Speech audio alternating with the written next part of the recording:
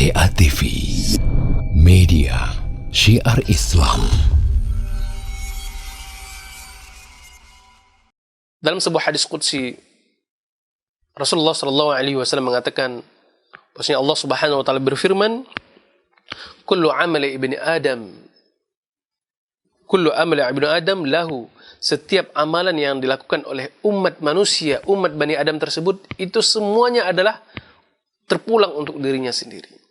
Apakah dia melakukan ibadah salat, apakah berpuasa, semuanya yang dia lakukan, termasuk di dalamnya adalah perbuatan-perbuatan kejelekan. Dia bermaksiat, dia menghibah, dia menggunjing, dia berzina dan segala macamnya. Kullu amalu ibnu Adam. Setiap yang dilakukan oleh umat Bani Adam, itu semuanya untuk mereka, kembali untuk mereka sendiri.